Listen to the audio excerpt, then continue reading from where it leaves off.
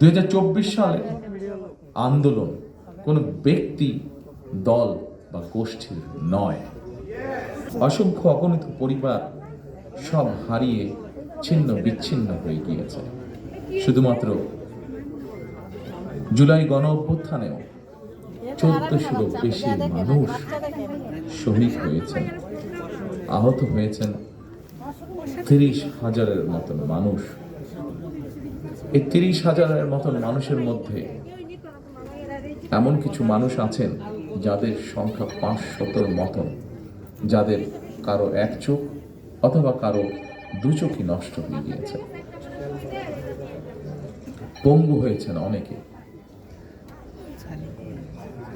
জুলাই অভ্যুত্থানে যেভাবে মানুষকে হত্যা করা হয়েছে, 1,500-এর মতন মানুষকে যে হত্যা করা হয়েছে, এটিকে এক বাক্যে স্রেফ আমরা একটি গণহত্যা বলতে পারি। জুলাই গণ অভ্যুত্থানে যারা বিভিন্নভাবে আহত হয়েছেন তাদের অনেকেই আজকের এই অনুষ্ঠানে উপস্থিত আছেন, আমাদের সামনে বক্তব্য রেখেছেন কেউ কেউ। অনুষ্ঠানে অংশগ্রহণকারী আহতদের যারা বক্তব্য রেখেছেন তাদের কষ্টের কথাগুলো আমরা শুনেছি।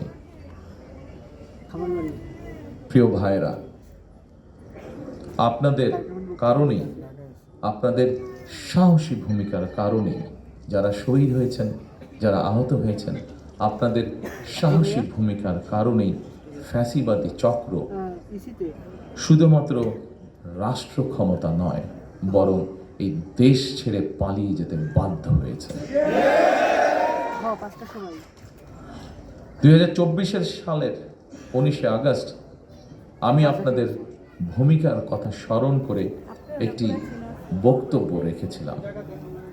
সেই বক্তব্যে আমি বলেছিলাম, বিশ্ববিদ্যালয়ের ছাত্র শহীদ আবু সাইদ, মাহফুজুর রহমান মুগ্ধ, কলেজ ছাত্র ওয়াসিম আকরাম, মাদ্রাসা ছাত্র আব্দুল্লাহ আল মামুন, স্কুল ছাত্র রিফাত হোসেন,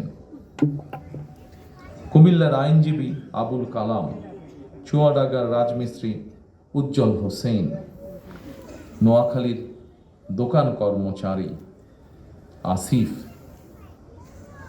বরগুনার ওষুধ কোম্পানির সেলসম্যান আল আমিন, পাবনার গাড়ি চালক আরাফাত হোসেন, মিরপুরের গুলিবিদ্ধ 22 বছর বয়সী মুত্তাকিম, দোকান কর্মচারী আতিকুল, অষ্টম শ্রেণীর শিক্ষার্থী তামিমের মতন অনেকের হাত কিংবা পা কেটে ফেলতে হয়েছে।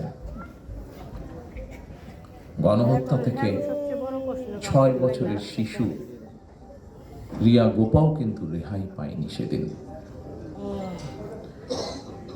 এক বক্তব্যে হয়তো আমরা সকলের নাম বলতে পারবো না, এত মানুষ শহীদ হয়েছেন, এত মানুষ আহত হয়েছেন।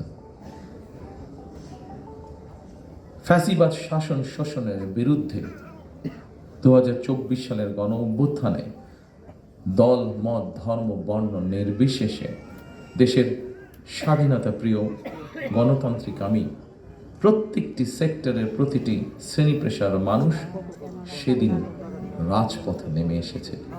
সেদিনকার যত ছবি উঠেছে, ক্যামেরায় বন্দি যত ছবি উঠেছে, প্রত্যেকটি ছবি এই কথারই সাক্ষ্য দেয়। 2024 সালে আন্দোলন কোনো ব্যক্তি, দল বা গোষ্ঠীর নয়।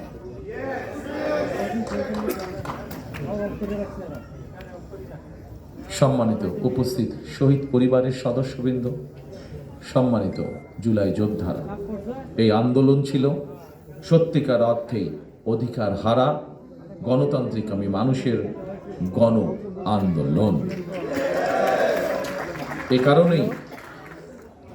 এ কারণেই আমি বলি 1971 সাল ছিল স্বাধীনতা অর্জনের, 2024 সালের আন্দোলন ছিল দেশ এবং জনগণের স্বাধীনতা রক্ষা।